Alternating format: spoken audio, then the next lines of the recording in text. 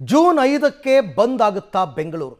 ಕಮಲ್ ಹಾಸನ್ ನಟನೆಯ ಥಗ್ life cinema ಏನಾದರೂ ಬಿಡುಗಡೆಯಾದರೆ ಬೆಂಗಳೂರಿನಲ್ಲಿ ನಾವು ಬೆಂಗಳೂರು ಬಂದ್ ಮಾಡ್ತೀವಿ ಅಂತ ಹೊರಟಿದ್ದಾರೆ ಈಗ ಕರ್ನಾಟಕ ರಕ್ಷಣಾ ವೇದಿಕೆಯ ಪ್ರವೀಣ್ ಶೆಟ್ಟಿ ಬಣ.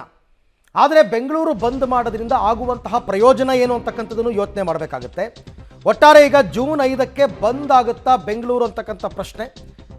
ಥಗ್ ಲೈಫ್ ಸಿನಿಮಾ ರಿಲೀಸ್ ಆದರೆ ನಾವು ಬೆಂಗಳೂರನ್ನು ಬಂದ್ ಮಾಡ್ತೀವಿ ಅಂತ ಕರವೇ ಪ್ರವೀಣ್ ಶೆಟ್ಟಿ ಎಚ್ಚರಿಕೆಯನ್ನು ಕೊಟ್ಟಿದ್ದಾರೆ. ಕನ್ನಡಿಗರನ್ನ ಕೆಣಕಿ ಕ್ಷಮೆ ಕೇಳದೆ ಕಮಲ್ ಹಾಸನ್ ಉದ್ದಟತನವನ್ನು ಮೆರೆದಿದ್ದಾರೆ. ಕಮಲ್ ಥಗ್ ಲೈಫ್ ಸಿನಿಮಾ ರಿಲೀಸ್ಗೆ ಈಗ ತೀವ್ರ ವಿರೋಧ ವ್ಯಕ್ತವಾಗ್ತಾ ಇದೆ. ಹಾಗಾದರೆ ಕರವೇ ಪ್ರವೀಣ್ ಶೆಟ್ಟಿ ಬಣದಿಂದ ಅವತ್ತಿನ ದಿನ ಥಿಯೇಟ್ರಿಗೆ ಕೂಡ ಮುತ್ತಿಗೆ ಹಾಕ್ತಾರಂತೆ. ಬಟ್ ನೀವು ಬೆಂಗಳೂರು ಬಂದ್ ಮಾಡೋದ್ರಿಂದ ಆಗುವ ಲಾಭ ಏನು ಅಂತ ನನ್ನ ಪ್ರಶ್ನೆ. ಸುಮ್ಮನೆ ಜನರಿಗೆ ತೊಂದರೆ. 5ನೇ ತಾರೀಕು ಜೂನ್ 5ನೇ ತಾರೀಕು ಗುರುವಾರ ವರ್ಕಿಂಗ್ ಡೇ. ಅವತ್ತಿನ ದಿನ ನೀವು ಬೆಂಗಳೂರು ಬಂದ್ ಮಾಡಿದ್ರೆ ಅದ್ರ ಬದಲು ನೀವೇನು ಮಾಡಬೇಕು, ಸಿನಿಮಾ ಡಿಸ್ಟ್ರಿಬ್ಯೂಟರ್ ಯಾರಿದ್ದಾರೆ ಆತನನ್ನು ಹೋಗಿ ಹಿಡ್ಕೋಬೇಕು ಮೊದಲು. ನೀನೇನಾದರೂ ಸಿನಿಮಾ ವಿತರಣೆ ಮಾಡಿದ್ರೆ ನೀನೇ ಕನ್ನಡ ವಿರೋಧಿ ಆಗ್ತೀಯಾ. ಹಾಗಾಗಿ ಸಿನಿಮಾ ಯಾರು ಪರ್ಚೇಸೇ ಮಾಡಬಾರ್ದು. ನನ್ನ ಪ್ರಕಾರ ಯಾರಾದರೂ ಕನ್ನಡಿಗರಿಗೆ ಸ್ವಾಭಿಮಾನ ಅನ್ನೋದಿದ್ದರೆ ವಿತರಕರು ಸಿನಿಮಾ ಪರ್ಚೇಸೇ ಮಾಡಬಾರ್ದು. ಅವ್ರು ಸಿನಿಮಾ ಪರ್ಚೇಸ್ ಮಾಡಿದ್ರೆ ತಾನೇ ಕರ್ನಾಟಕಕ್ಕೆ ಸಿನಿಮಾ ಬರೋದಕ್ಕೆ ಸಾಧ್ಯ. ಅದು ಮೇಯ್ನ್ ಆಗಬೇಕಾಗಿರೋ ಕೆಲಸ.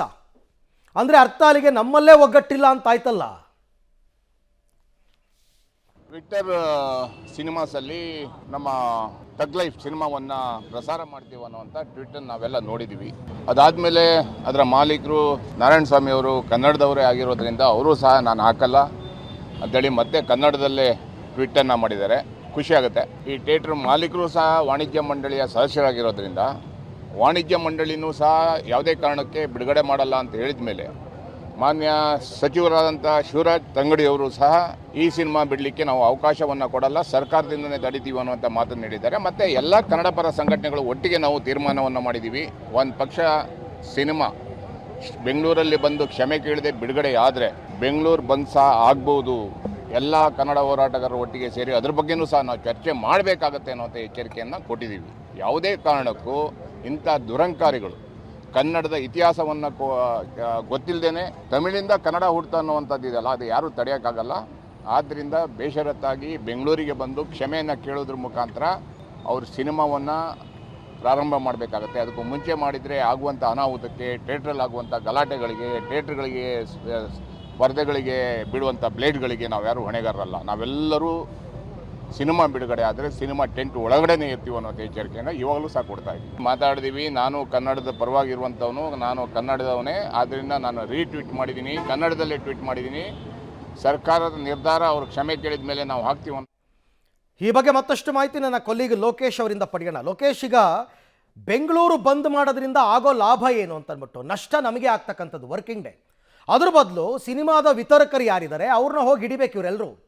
ನೀನು ಸಿನಿಮಾ ಡಿಸ್ಟ್ರಿಬ್ಯೂಷನ್ ಮಾಡಿದ್ರೆ ನೀನು ಕನ್ನಡ ವಿರೋಧಿ, ನೀನು ಯಾವುದೇ ಕಾರಣಕ್ಕೂ ಸಿನಿಮಾ ಡಿಸ್ಟ್ರಿಬ್ಯೂಟ್ ಮಾಡೋ ಹಂಗಿಲ್ಲ, ಪರ್ಚೇಸ್ ಮಾಡೋ ಹಂಗಿಲ್ಲ ಅಂತ ಅವರ ಮನವೊಲಿಸ್ಬೇಕು. ಅದನ್ನು ಬಿಟ್ಬಿಟ್ಟು ಬೆಂಗಳೂರು ಬಂದ್ ಮಾಡೋದ್ರಿಂದ ಆಗೋ ಲಾಭ ಏನು ಅಂತ.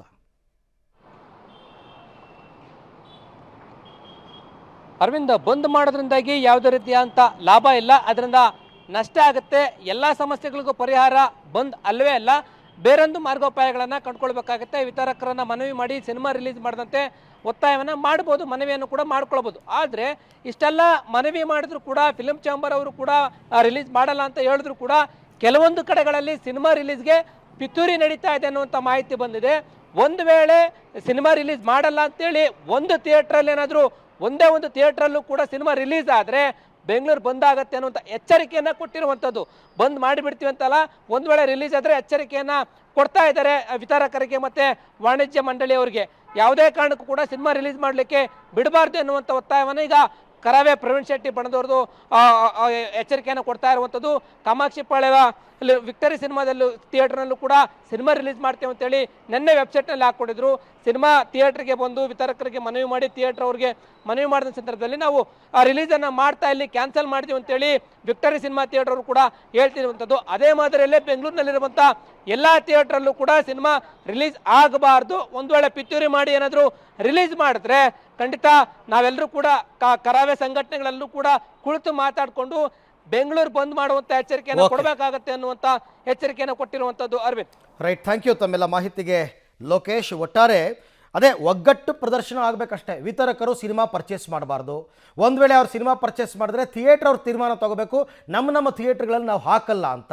ಈ ಮಲ್ಟಿಪ್ಲೆಕ್ಸ್ನವರು ಡಿಸಿಷನ್ ತೊಗೋಬೇಕು. ಯಾರು ತೊಗೊಳ್ಳಿಲ್ಲ ಅಂತಂದರೆ ಹೆಂಗೆ ಒಗ್ಗಟ್ಟಿನ ಹೋರಾಟ ಆಗುತ್ತೆ?